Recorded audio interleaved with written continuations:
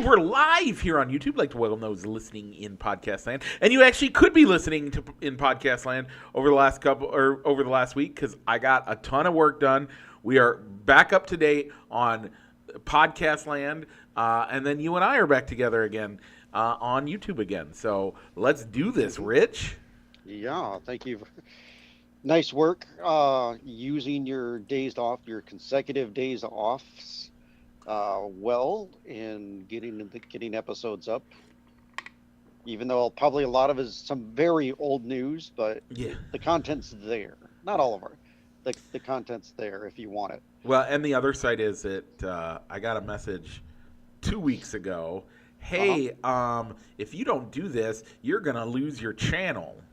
Oh, So I was like, with the platform that distributes it out.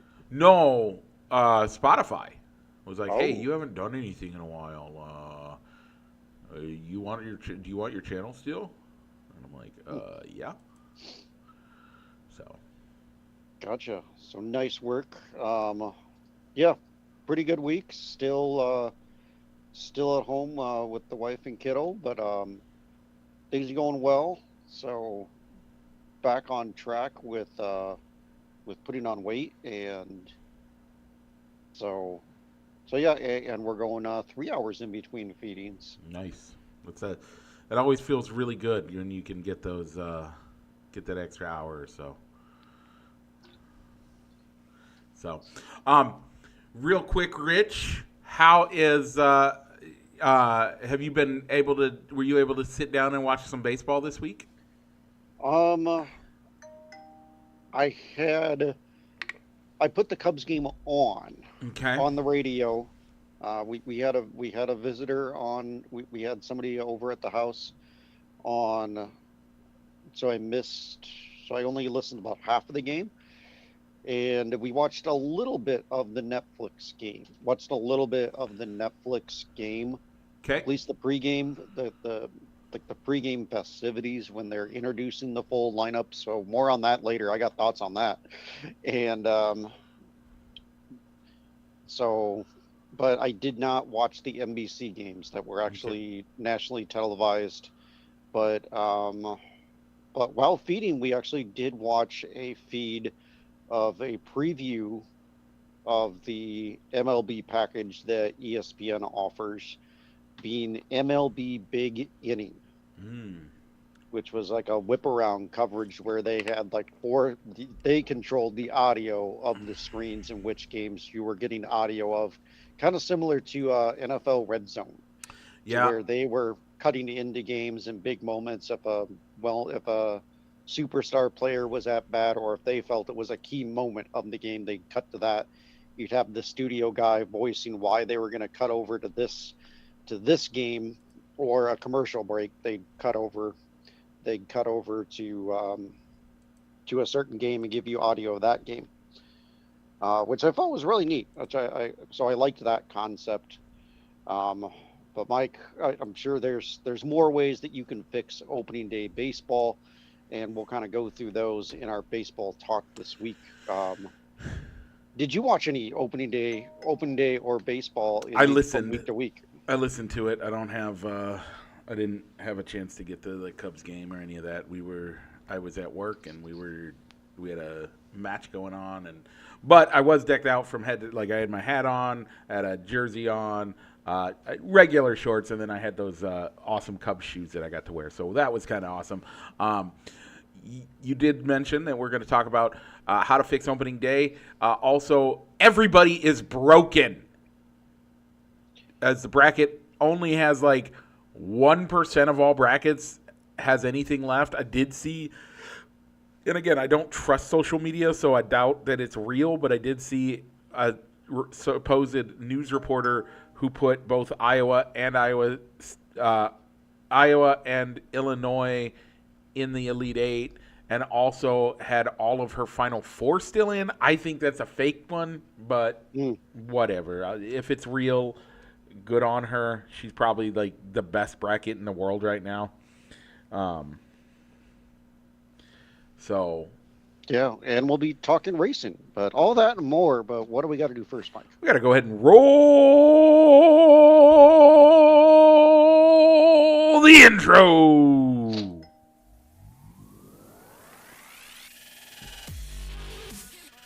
Broadcasting live from somewhere in Iowa. This is Balls and Sticks, the podcast, with your hosts, Mike and Rich.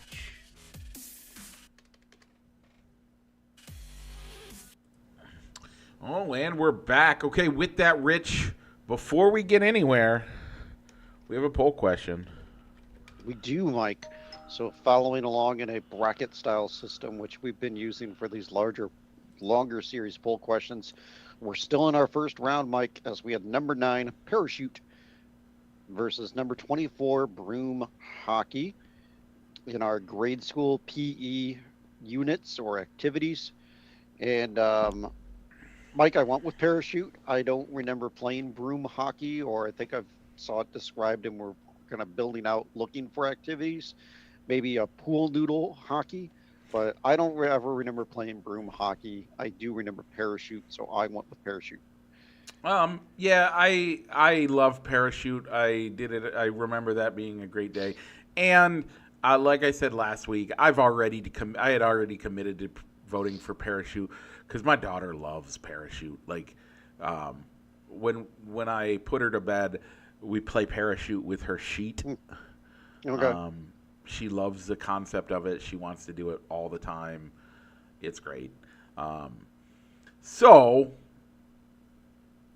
I went with parachute. Wins. Yeah.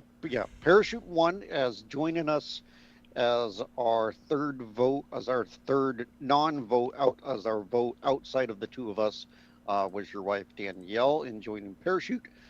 So parachute moves on to the second round. This week, Mike, the poll question is already live on Fans of Balls and Sticks over on Facebook. It'll be number 3, basketball. Any variation of basketball you'd like to do, whether it's 1-on-1, 3-on-3, 5-on-5, doesn't matter. Basketball versus line dancing.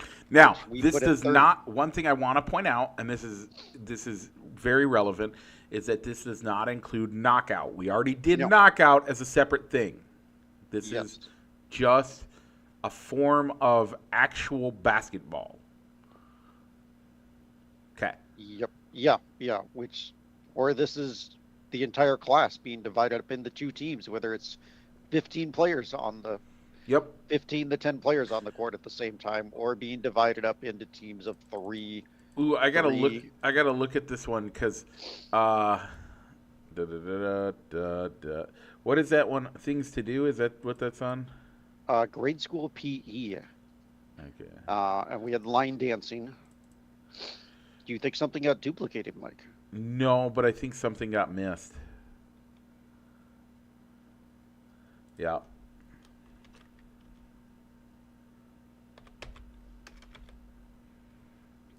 I put it on the list.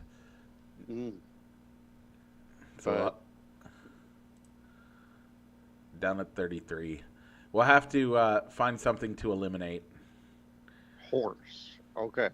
Yeah, I think we can find something to eliminate that we haven't already ranked yet. I think we can find something here for it. I think we got something here. Well, we'll find it. We'll figure it out, folks. We'll figure it out. I think I've got something that I've got something we can. I just realized that. Like, how did we miss that one? Yeah. That definitely horse is definitely something we'd have to put on there. I've got a proposal for you, but we'll work it out off the air, Mike. So you can find that poll question on Fans of Balls and Sticks is where we generally post it as a base, and then we also post it we share it over to the Balls and Sticks page or Rich and Mai's Facebook page. So if you want to participate, friend us or go to one of those places. Rich and I don't get on Facebook a lot, so if you send us a friend request, we might not see it, but check it out. At least not until Saturday. Yeah. We probably when one of us goes on to post the poll question, or we go to look for the poll results. Yep. All right, Mike. Do you see what's coming up next? Is it a left turn, Rich? It is a left-hand turn. What's after that? It's another left-hand turn because we're heading into the NASCAR corner, presented as always by Triple I Sports Cards Incorporated, Moline, Illinois. Check them out for all your sports memorabilia needs on Fifth Avenue or on their eBay store. Once again, that is Triple I Sports Cards Incorporated.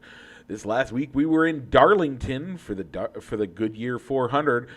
Your winner, Tyler Reddick. Rich, how did our guys do? By the way, speaking of Tyler Reddick, what is this? 6 out of the last 7, or 4, or is it 4 out of 6? I don't like. Just that man is on a tear. He is on a tear. I think they mentioned that in just this season alone, 2311 has won more races in a season this year alone than they have combined, or it's they've already broken their record for most wins in a season. Yeah. But yes, Tyler Reddick has won 4 of the last 6 races. 4 of the last 6 races. So, Mike, your pick of Chase Briscoe came in 12th. My pick of Chris Buescher came in 9th.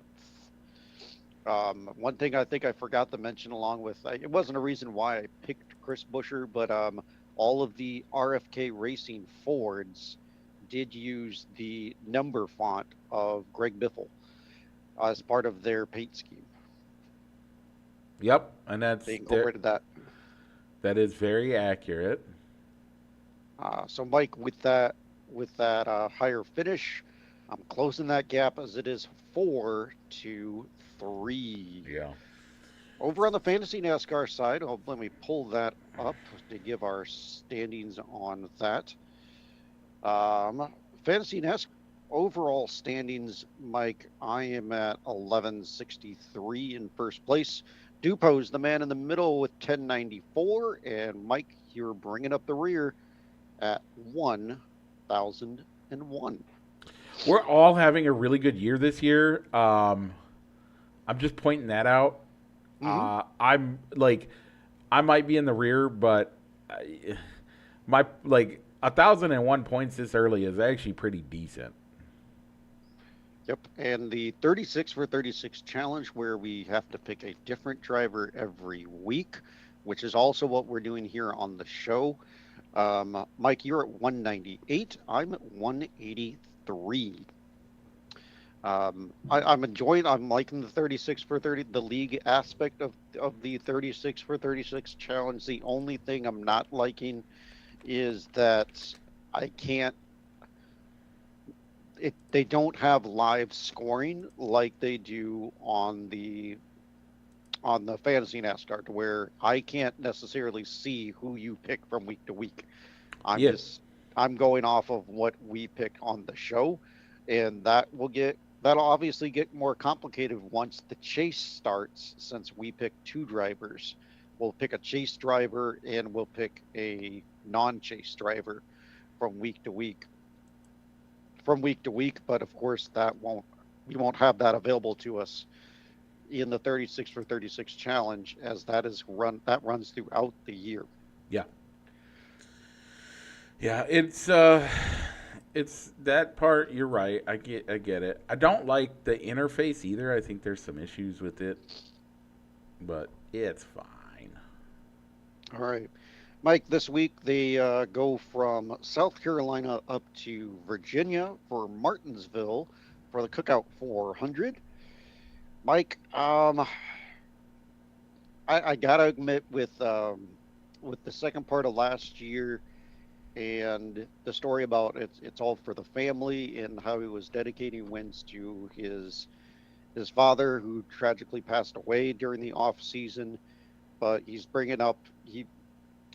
become a fan favorite. He's still not one of my favorite drivers, but the guy knows how to wheel the car at Darlington, so I'm going to go Denny Hamlin. Love Denny Hamlin for my pick. I think that's a great pick. I would love to cheer for him this week even more, but as it is, I'm going to pick Ryan Preece because he was on the Cletus McFarland channel this week, and why not? Okay. So I guess we talk about you talk about you have Cletus on here. Is there anything news to share? Is he? You said last week he was practicing at Darlington Oh, I didn't put anything. At Rockingham. So I will he be racing at Rockingham next week? So the first time for him to drive uh, the RCR RCR Chevy. car is next week at Rockingham. However, I do have excuse me, his his partner in crime, if you will.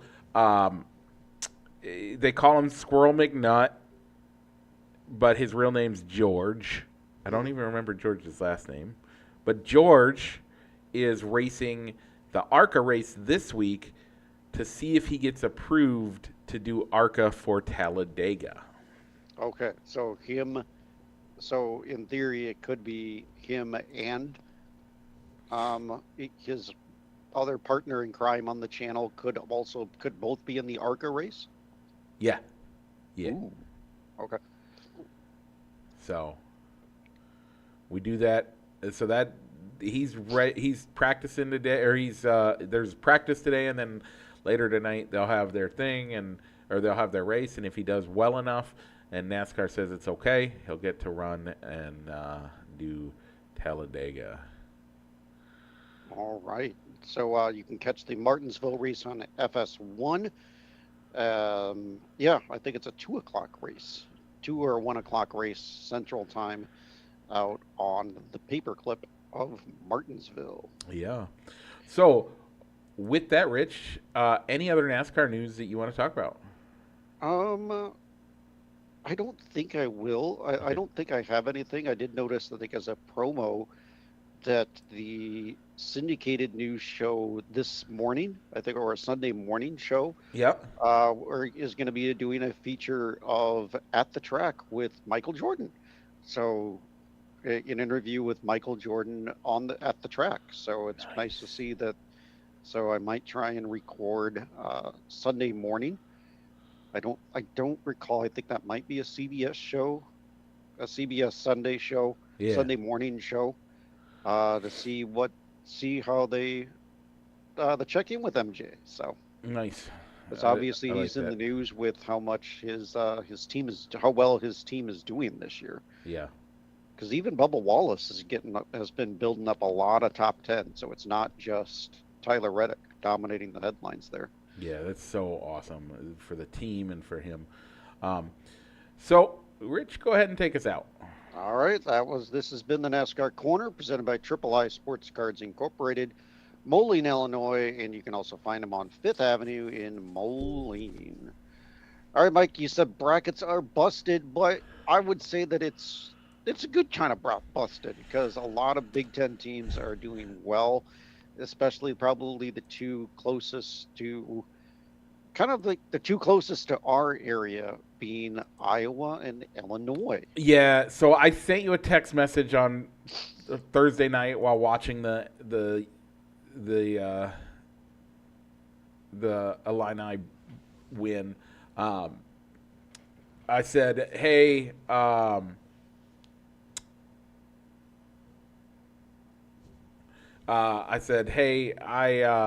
don't care how bad my bracket's busted. By the way, my bracket is so busted, I am done getting points.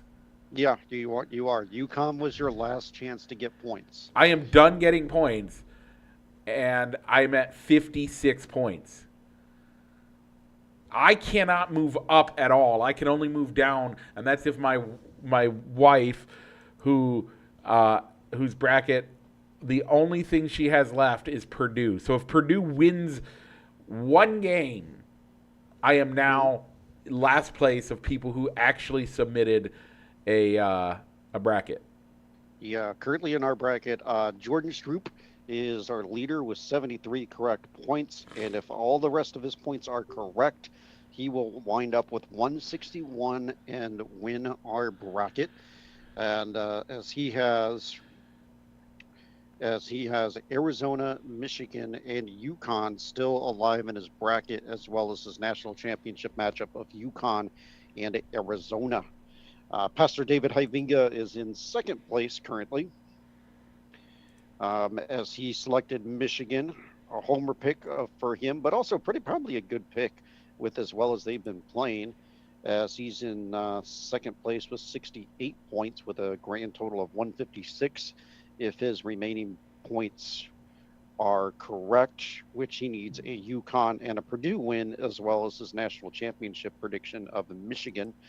And Mike, I am in third place in the podium. But the only way that I can gain points is with Duke and Arizona victories, as I lost Florida, and Iowa State as Final Four picks. Yeah. So with that, Rich, man, like I said, I will take my bracket being this busted every single day, as long as my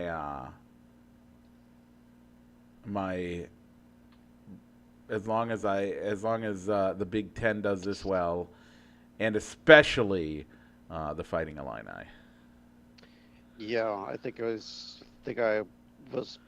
in one of the times where I checked my phone in the middle of the night, because I didn't stay up late enough for the second set of games for the Elite Eight matchups. For the Sweet 16, no, it would have been an Elite Eight matchup last night. No, it was Sweet 16. Okay, still Sweet 16. Yep. To see how the Michigan State and the Iowa State games went. Checking in the Illini, the city of Champaign the liquor commission has changed how they're going to distribute alcohol in the Champaign, in the bars around the campus, where I think they are limiting keg sales to one per person. And one keg per person? Yeah, I'd have to pull it up. But the main things out of there is that alcohol must be served in plastic or paper cups. They're not going to allow glass bottles, no glass bottle service. And I think there was some sort of, they put a limit on keg sales too, because they're not wanting to see a repeat of 2005, when the Illini made the run all the way to the championship game. Okay, so the emergency order will include a requirement for all bars on campus to sell alcohol in paper and plastic cups, a ban on all sales of packaged liquor beginning 1 hour after tip-off, and a rule that no alcohol establishment citywide can sell more than a single keg to an individual customer. And the order will also include a ban on any delivery drivers bringing alcohol to or from campus beginning 1 hour after tip-off. I mean, let's all be honest with ourselves. I'm actually, so as an Illini fan, I'm actually very scared about this. Why?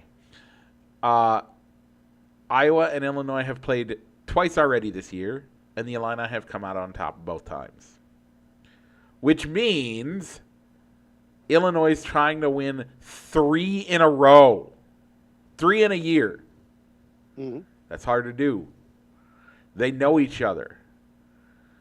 This is going to be a really good game. But that does, I'm very scared as an Illini fan. So, yeah. Yeah, I think what I mentioned, last night, that it would be an Iowa and Illinois matchup. That was a game that the Misses said, hey, we should watch that game. So I'm glad that it's the early game on the docket of action there, as it's a 5 o'clock start time over on TBS. Yep. Bracket wise, the Iowa Illinois game means nothing to me, because I didn't have them going that far.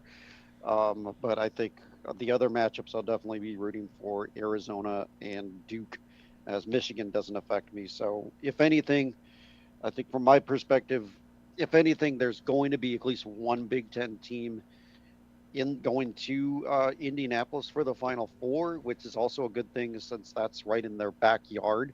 Yep. So so they could have a little bit of a home field, a home court advantage in those games too. Yep.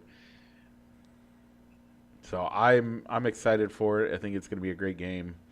I'm hoping. I hope the Illini win, but I never know.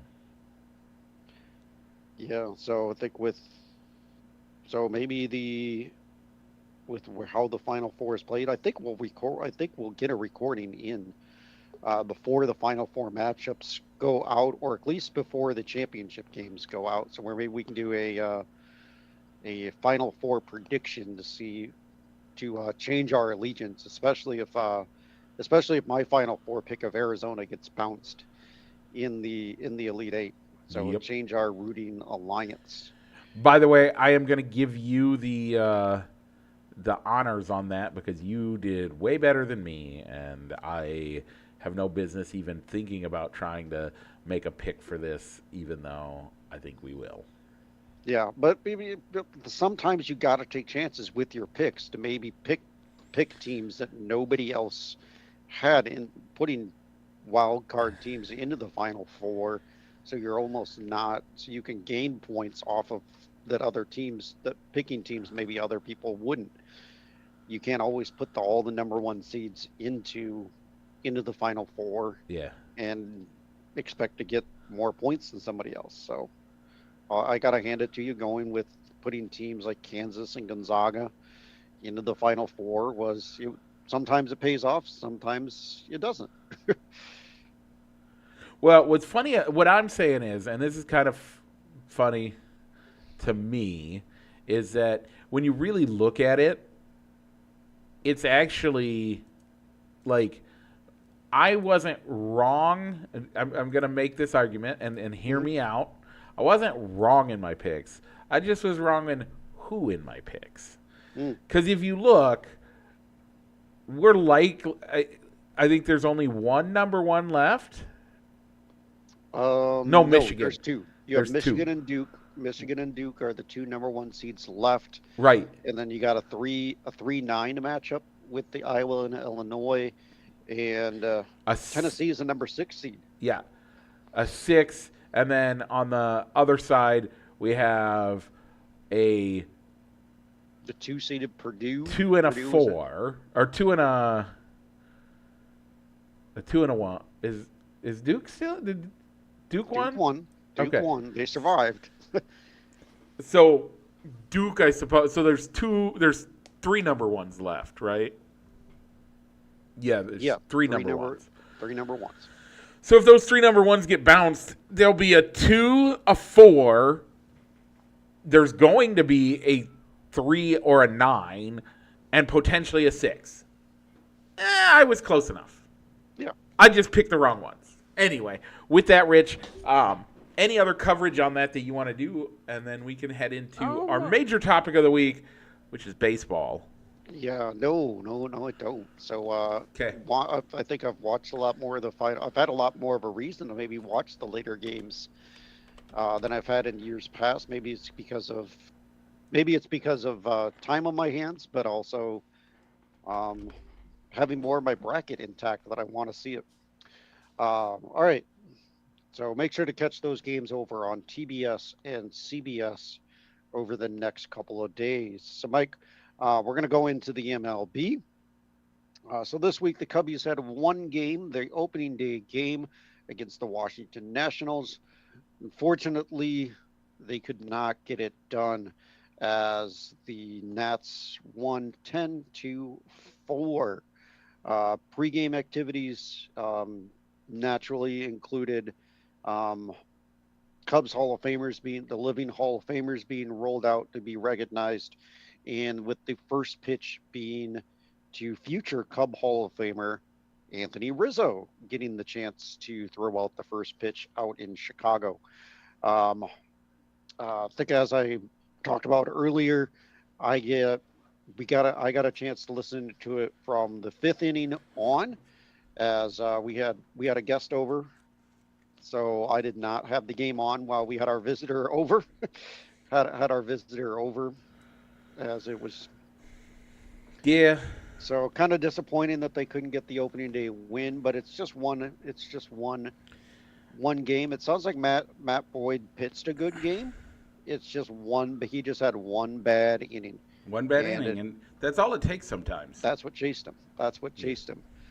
Um, so yeah, I didn't get a chance to see any of the pregame festivities to see if it was if they used Johnny Vincent, Wayne Messmer, or somebody else to sing the national anthem, and yeah, or what other pregame festivities that they had at Wrigley. But anyway, Mike, this week, I still don't know why they gave a Friday, why they chose to have Friday as an off day. Yeah. Kind of confusing to me. They do that every year. They like opening day, they give a lot of teams the opening day and then the next day off. I don't get it. To me, the schedule makers, you should never have a Friday off. No, never. You should never have a Friday off. And when we talk about it in just actually, let's do that now. Speaking of, let's talk about how to fix opening day. Yeah, for me, it's been, why would you have a Friday off? Yeah. Lots of people would be willing to take a Friday off, or take a Friday off. Even going through like the opening day schedules, I saw that teams had I think last year, there were a couple teams that had Labor Day off or Memorial Day off. That's ridiculous. You're missing an opportunity there to capitalize on people having a day off. So to go to your games. Number one fix that this is a topic that I put on here, and there's some reason to it. Opening day should be wall-to-wall baseball. Now, I said, first of all, it should always be on Wednesday. Okay, why on Wednesday? Because it's always this week, the second to last week or the last week of March, right? Yeah, they have been venturing more and more, starting earlier and earlier, putting it in March, yes. So it's always going to be the opening day is always going to be in March. Thursday and Friday in March are March Madness. Yeah, so you are getting into the Sweet 16 territory. Yep. So you're never going to win that battle. I'm sorry, baseball. I love you to death. Like half of the year, our show is mostly about baseball. That is our bread and butter. That's where Rich and I live. We love baseball, but you're not going to win the battle with most people on a Thursday with Sweet 16 games going on. You're never going to do it. Ever. So, move all games to Wednesday. Also, every team needs to play on actual opening day. Every team. Starts it. So I'm going to put it out my way, and I'm going to let you help me adjust it to the correct way. Very well. Perfect situation, not not worried about time zones. So, like, how would you want it in your ideal world? In my ideal world, every baseball game starts, every team plays on Wednesday, the week of Sweet 16. Let's do that. Fine. Then you can give everybody Thursday off, and then Friday come back and everybody does day games, by the way. Boom.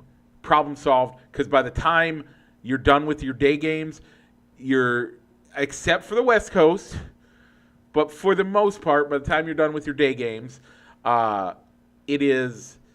you are done with, you don't butt up against the NCAA tournament. Okay? So, boom. Now I've fixed your problem of having that first Friday off. Okay. Everybody skips Thursday. Friday come back. Everybody does day games. But opening day itself, Wednesday, next year it'll be like the 24th or something like that. 8 a.m. games in the Central is when you start, period. That first game starts, everybody starts at 8 a.m., and you go all the way through, and the last game starts at 10 p.m. Central Time. So what does that mean? East Coast, that means 9 a.m. to 11 p.m. are start times. West Coast, yeah, it's early. It's going to be 6 a.m. to 8 p.m. in the West Coast. But if you do that, you can wake up and watch baseball and finish baseball and then go right to bed. You're talking between midnight and 1 a.m. is when the last game will end, and the first game starts around 8 a.m. That is my concept. Now, in order to achieve that, you got to put a game in London. But if you put a game in London at Wembley Stadium, that way everybody gets to start opening day. By the way, I do admit there is some problems, but maybe not some problems. The problem is now we're giving away opening day to a country that doesn't necessarily care about baseball, but hopefully by giving them the privilege of the first game of the year, you can spark some interest. That's my concept. Rich, I know that you have some objections to it, so let's hear it. I do. I think the first one is that it'd be hard to take away an opening day from say that opening day is happening in another country like London. You mean like Japan? Yeah. Could you have something like Japan or Australia, South Korea? We've done it. Yeah, last year, where did the Cubs open the season? They opened in Japan. But you also had that, for travel time, you had them opening the season 2 weeks before everybody else. Yeah. To where you'd have to budget in some travel and off days. But I think they played to the local time to where that first pitch was being thrown at 5 in the morning, at 3 or 4 or 5 o'clock in the morning. So I think it's even doable. Better. Yeah, I would say that could be even better, but you'd have to adjust the schedule to where you're not having them start the year playing 2 one-off games 2 weeks before everybody else and then coming back to acclimate to the time zone change. So I think it's doable, as you could easily have them open on Wednesday morning. They turn around and play a Thursday night game, and then they get a Friday, Saturday, Sunday off to kind of come back and acclimate. But you could easily have them play their next series on the West Coast, to where they're coming back to the West Coast. The argument against that is if you do an East Coast, if you do London, seriously, if you do London, it's a 4-hour flight from London to New York. 4 or 5 hours, I don't remember, but it's something like that. That's about the same as going from New York to Seattle or to LA. So at that point, it's a normal travel day. So you could even do, and it's just my argument, but I think you actually made so the thing I will concede is that opening day should always be at someone's home ballpark. That I could totally agree with. So that pokes holes in it, but I'm going to poke holes in your argument about the travel and all that. If you're doing essentially the same equivalent of going from London to New York as it would be from New York to LA, why wouldn't you just say, hey, you get Thursday off, you're going to fly in, you're going to start at an early time, yes, but you're going to get Thursday off all day, which would be equivalent of a normal travel day, and then you play on Friday.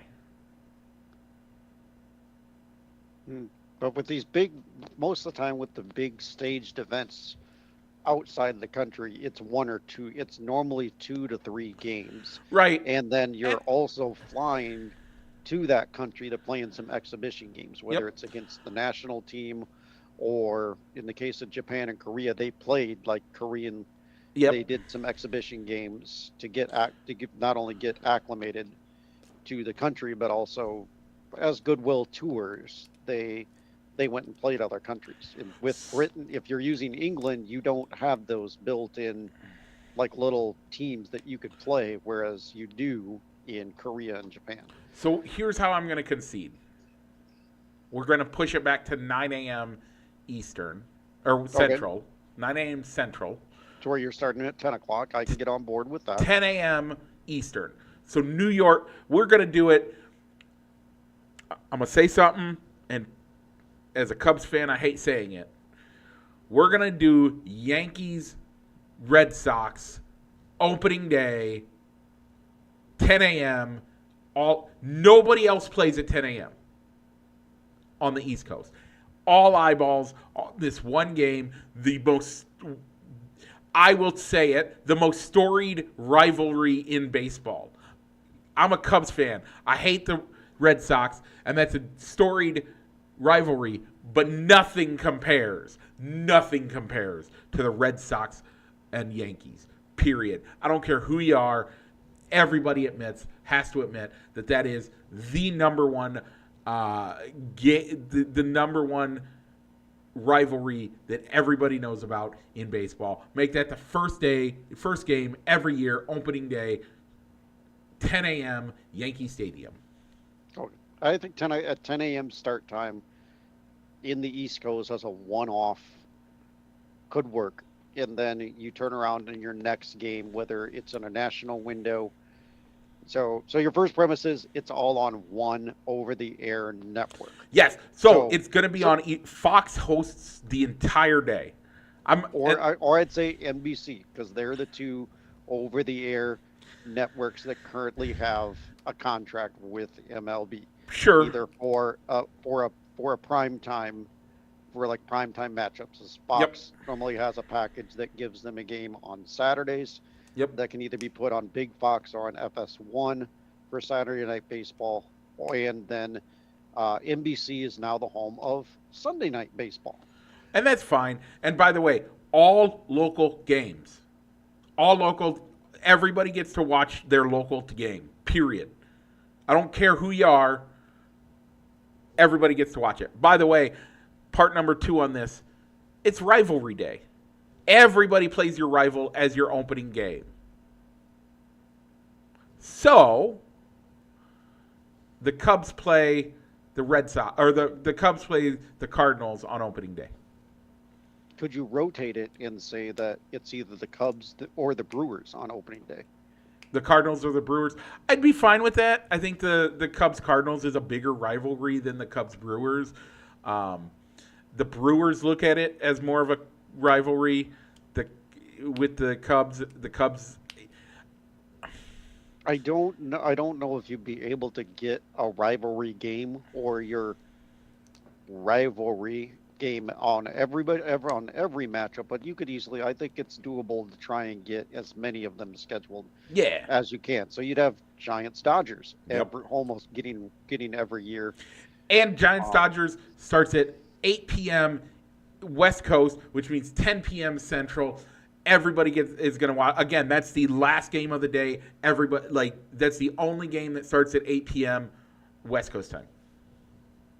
You have key matchups, and I would argue that the Cubs-Cards would be one of those key matchups that is a midday game. You do it at 1 o'clock, a standard start time whether you're in Missouri or whether you're in Chicago. Standard start time for either of those two is that 1 o'clock game, whether it's an Saturday afternoon game or a whatever day game. Always. So your key matchups, your big key matchups that are going to be aired almost everywhere, barring if you have your local team playing. But it's going to be Yankees, Red Sox. That leads into Cubs-Cards at 1:10, whatever that time frame, and then I don't know who you would put the Rockies against. I don't either. To be your 3 or 4 o'clock game? Well, the thing is, you don't necessarily have to have it per time zone, a nationally televised time zone game. You could just have a time, because I think you'll have teams that maybe could have, for whatever reason, choose to have a 3 o'clock start time to where they do another window. Yeah, whatever, but do a 3 o'clock game, and that's Or, you know what, you could have a day game on the West Coast that's starting on Central Time is starting at 3, but it's a noon start on the West Coast. That would work too. So something like that, but have staggered national televised games.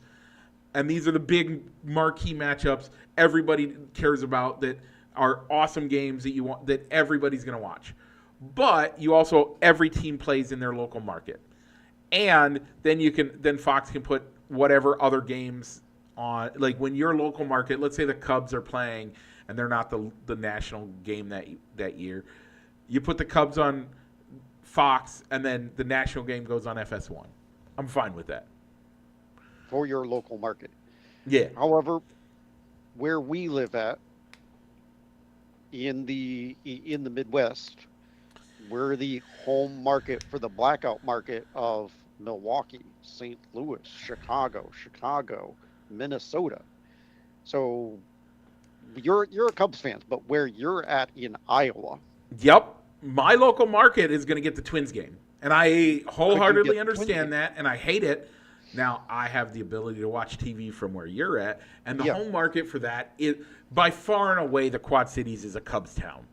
I know. Would you be upset if they went to the White Sox game for whatever reason? Because it might not be up. It's obviously, if it's NBC, is KWQC going to have the choice to say, we want the Cubs game? I would hope so. Or is it Big NBC could say, well, nope, your region, we got to show the White Sox. If the White Sox and Cubs are playing at the same time, somebody's going to get the short end of the stick, and it's going to get the White Sox game. From our perspective, the short end of the stick. I mean, yes, I think that's a problem, and maybe I don't know how to figure that one out. I don't have that one figured out yet. But or you put the Cubs and White Sox as an opening day game. You could do that. That's not a bad idea. Anyway, but you go all the way to 10 p.m. There is a game from 8 a.m. The key concept on the over-the-air thing is there is a game on TV, on over-the-air TV, from 8 a.m. We've now since moved it to 9 a.m. because we're saying a 10 a.m. start in the East Coast is acceptable. So from 9 a.m. until 10 p.m. at night, there is over-the-air TV, has a baseball game on it. That's the big key thing for me. Okay. So outside of that, I don't care. Okay. So your proposal almost you almost got what you were hoping for. Right. On NBC this year, as they did air a game that started at 11 a.m. Pittsburgh versus the Mets and Pirates in Queens. That game went on, but they didn't have a middle game. You got to have a game all the time. If you could, it was I don't know if they used one of the local market televisions or whether they brought their own broadcasting crew for the game, because I didn't watch either game. And then they went with a West Coast game that started at 7 o'clock Central Time between the Dodgers and Dodgers and the Diamondbacks, I think was their second game. They got the Dodgers home opener basically, and they didn't have that middle game. If you want to stagger it, where NBC gets the early game, Fox gets the middle game, NBC gets the evening special, and then Fox gets the late night game, fine. I'm good with that. But at least you have you have a way to watch baseball from start to finish. All day. So the other thing that you could do that could meet your needs of having access to as much baseball as you can get would be, for the first week, or even if it's just one day for opening day, take down the blackout on MLB.TV and what other platform that you choose to view, because MLB.TV I think is now ESPN. Distributed through ESPN. Yep. You take down the blackouts. You have like a 1-day preview. Watch as many games as you want. You don't have to sign up for a free trial to where they can try and trick you into, it's a 1 week free trial, but you got to give us your credit card information and create an account, hoping that, you forget when your trial date ends and they get some money out of you. Yeah. 1 day free preview, MLB.TV. watch as many games as you can or you want. Have the multi-views up to where you can watch multiple games at the same time. Similar to what I had with MLB at Big Inning, the Big Inning preview that they did. I think they only had it for a certain time slot And I'm on okay with ESPN. that concept, but I like honestly, it just needs to be baseball. 9 a.m. to 10 p.m. period. Everybody gets it. Everybody watches. Yeah. You can Because have that, but I think it would have to be a nationally. You'd Rich, have to pick 4 games, not having access to everybody, and getting rid of the not having the local sure, I will. feed. Maybe I'll concede to that, but you at least, and then fine. I'll concede to that. The over the air is you only pick 4, but if you're doing that, like you said, MLB TV has to be available. No blackouts, no trial, just preview. I will concede that. How about that? Yep. Okay. That's doable. Now, but Rich, barring this year, because this year was a special year for you, let's say next year, you don't have a reason to be home for opening day other than it's opening day. Yep. If this schedule is what's put on opening day, are you taking the day and enjoying baseball from 9 a.m. to midnight, essentially, watching baseball? Under your proposal of you get the local game is available, not my proposal of the designated network Yeah. is going to choose 4 games to air. I think I would take the day off. I would 100% take the day off and watch from even on your proposed one. I would take the entire day off, and I'd find a way to watch the Cubs game when it's on. But outside of that, I will watch morning to night. I would start at home, and then as soon as the Cubs game starts, even if I have to go to the bar and sit at the bar for the entire time and spend money, I will go to the bar to watch it. But again, I think that it should be free to blackouts, that whole thing. I think that if that were the case, 100% again, I would do it. No questions asked. By the way, there is one more thing that I propose that needs to happen for the MLB to do stuff, and that is more of this is what I put on here. And there's a link that I put. I'll share it after we get done on our social media platforms. But a 106-year-old World War II veteran threw out the opening pitch to, I forget which Baltimore. Baltimore, yeah, for Baltimore. Period. That's the other thing that just needs to happen. You need more honoring veterans, baseball spans from a 109-year-old to you sitting with your brand new son watching a baseball game. Period. That just should be a thing, in my humble opinion. Yeah, I like that too. I think too much with these national television games, though. It seems like it's... Oh, this celebrity that has never watched a baseball celebrity. game and who can't actually... the reason you watch that is because you want to see if they're going to hit the camera or somebody in the junk or something like that. Yeah, normally, but I think as long as you're using your first pitch to honor a team legend or a local legend like that, that is acceptable. You need either that, you need someone local, a former player, or you need some of this special, truly special things. A 106-year-old getting to throw out the opening pitch. Veteran of a war getting to do it. Stuff like that. That type stuff needs to be, more of that needs to happen. And so that would be number 2. Every opening pitch needs to be, if it's a local, Bill Murray throwing out an opening pitch in Chicago, that makes sense. I'm okay with that one. He has been a fan and a vocal fan. I mean, he made this shirt famous. He wore this shirt in 2016. He made this shirt famous. That makes sense. But having Kelly Clarkson throwing out the opening pitch to a Cubs game would make no sense. She's not a fan. She doesn't have any loyalties to it. Nobody knows her for anything other than it's a celebrity. We don't need more celebrities doing it. I may not agree with the person in the office. I would even say maybe I might even amend it to have it be the Nationals Orioles opening day in Washington and have the president open baseball.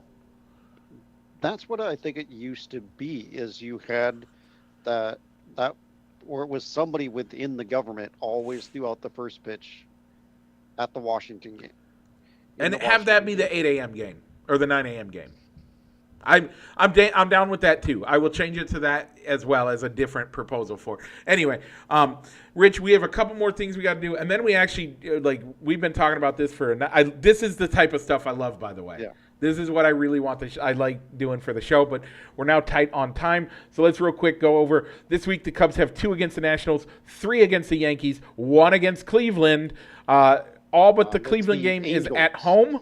Yeah, you get Mike Trout and the Angels coming into Chicago before they go out on the road to face the Guardians in Cleveland. With that, I am going to actually change mine. I thought I went off based on 5 games. It's actually 6. I think we win 5 of these 6. I'm going to go 4. Okay. I'm going to go 4 games. 4 out of 6. They still get a winning record. The pitching staff is still getting stretched out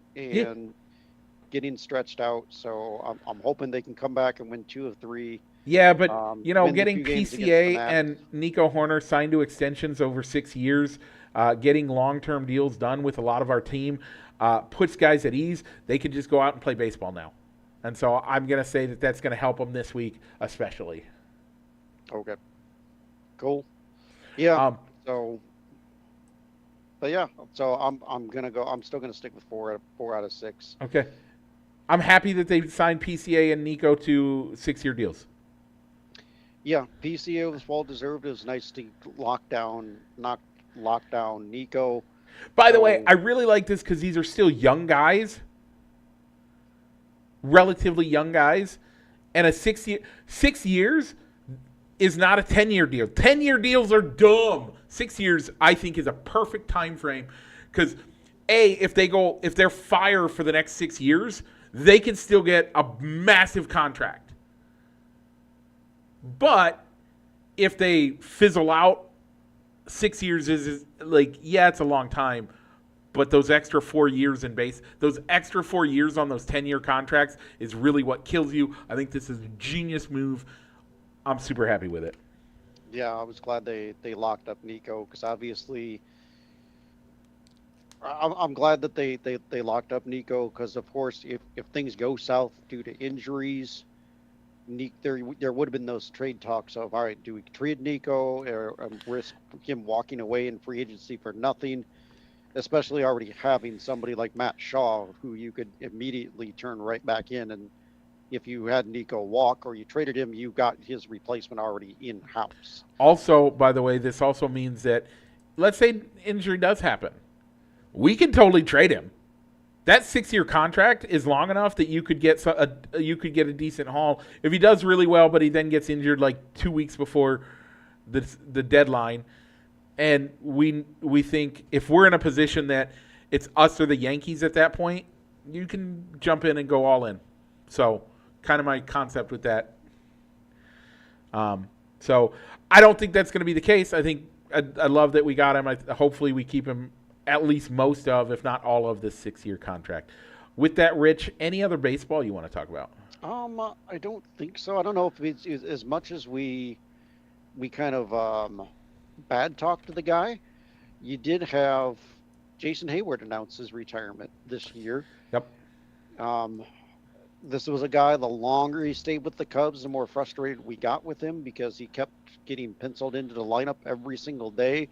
And I think every single week we were talking about, all right, how many more years this guy got left? Yeah. Yeah, that was rough. But But you know what? He got us a World Series ring, a good clubhouse guy, and he's still one of the reasons that we won that World Series. So, 100%. Mike, quick hits, PGA. We don't talk about golf very much, and this really isn't about golf, more about the person that happened. Yep. But Tiger Woods A, got in another car accident. a rollover this time, and again refuses to do any field sobriety or allow him to be tested, which means that in the state of Florida, you can do that, but there are still consequences to it. Man, we'll see what happens.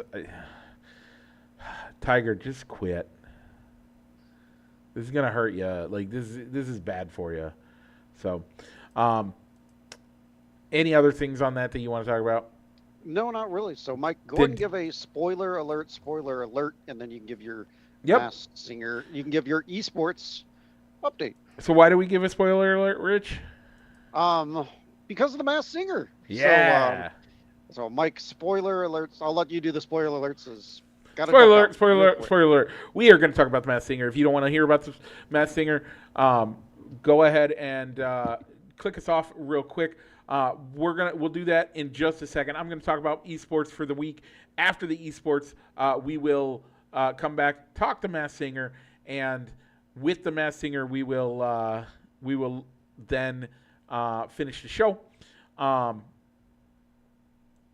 With that being said, if you are watching the show on YouTube, but you want to listen to us in your car, you can check us out wherever you get your podcasts. I will get this uploaded hopefully minutes after we're done with the show. But also, you can, if you want to participate in our poll question, check us out wherever, or check us out on Facebook.com/fans of Balls and Sticks, Facebook.com/Balls and Sticks, or on Rich and Mine's page, and you can find the poll questions there.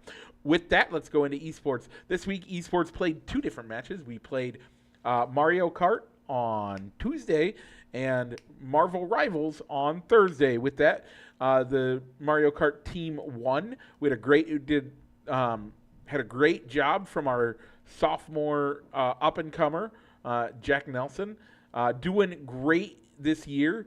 And then we also had a great time doing that. Then Thursday, we played Marvel Rivals. We went down in the first game, which is a round or whatever you want to call it. But first game, we went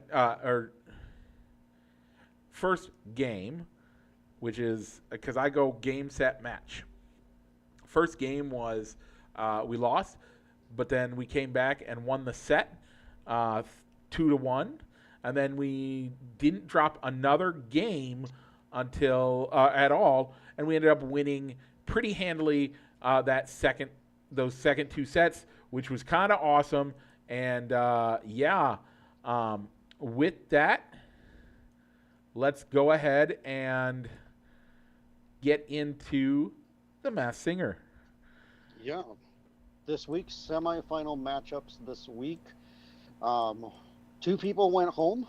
No, it's just one person. Sorry. We did two. An hour. We watched it Thursday morning.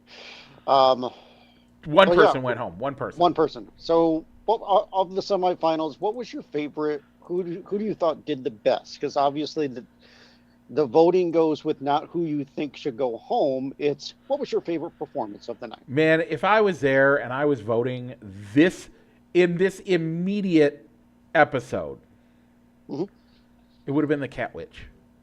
She by far and away did the best of everyone. I know that we have both talked about how we find it annoying that she's the one that keeps pulling it off, but man, did she do an amazing job and 100% deserved to stay this week. Yeah, obviously our theory of once the panel catches on to who it actually is, that's the key. That obviously that ends up being the week that they go home. As Rita did guess, Kaylee Cantrell. Yeah. More of a, I don't know if this is who it is, but I'd really like it that it is, especially with the message she gave as far as the whole having like a mom figure in her life, and Yeah. with that being it, so Yep. she'll obviously be unmasked next week. Yes. It's in the 2-hour season finale. So It's just whether she'll be the last one unmasked or early on. So then we move on to the pangolin, who ended up being the one. By the way, so of anybody you thought, who do you think should have not gone on? Who do you think was the worst? Not gone on. I already gave up who did, but we'll ask this one. I'm still not liking the crane. See, I'm I really think the surprised crane that the actually crane- did a really good job this week. But I know that I'm evaluating it from the whole body of work, not Right. one episode. I would say overall, the crane shouldn't even have been in the semifinals. But from the body of work from this one, or from just this week, Galaxy Girl. I love the song. I love Paramore. She did not do a good job on it. So, I would have said that that's the one where she should have been eliminated, and who should have been eliminated. From the entire body of work, I would have liked to have seen the Penguin stayed Yeah. and gone on to the finals, but Penguin. so Penguin, I was kind of surprised that she didn't go to the finals. I would have rather seen the crane go home that night instead of the Penguin. Yeah, a penguin. Mike, who went By the home? way, did you know that a penguin is actually a real animal, and it's essentially looks like an armored anteater? I did not. I mean, Yeah. I figured it was a real animal, but I did not know how much of it. It's an anteater. It is an anteater that's just armored. It's really cool looking. I like it. But with that, the celebrity it was Rachel Ashley Planton, which, crazy to me because I didn't realize it because she did sing Fight Song, which is a reason why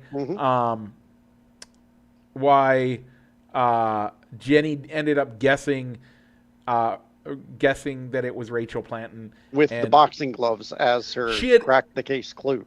She had said on the she had said during the what's it called? That's where she first made after the first set. The boxing gloves did help, and she locked it in with the boxing gloves. And so, yeah, I like it. I'm good with it. I don't think she was the best of the night, but I also don't think she was the worst of the night. We'll see. Next week's going to be exciting. We're going to have a lot to talk about next week when we get to that, as we are going to be talking all of them. We have 3 people going to be unmasked next, or 4 people going to be unmasked. Yeah. We got to talk about all of them. So that's going to be a lot. So yeah, with that, Rich, any shout outs for the week? Not this week. Okay. Not this week. And I don't think I do either. Happy Easter good Holy Week this week is coming up. So remember that Jesus Christ is the reason why we have the freedom to do anything, let alone this country. Jesus Christ's freedom, it was bought on the cross, which we will celebrate on Thursday. And so, or on Friday, Good Friday, sorry. And the freedom that he gives us supersedes any freedom that our country gives us and all that. Yes, we are blessed to live in a great country, but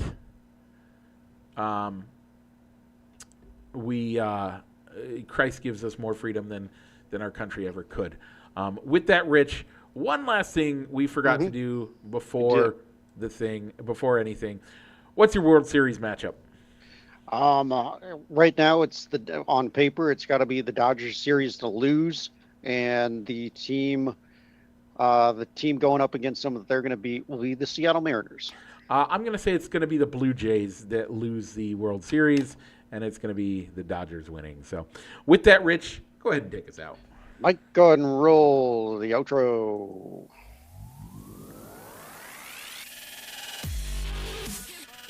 Broadcasting live from somewhere in Iowa, this is Balls and Sticks, the podcast, with your hosts, Mike and Rich.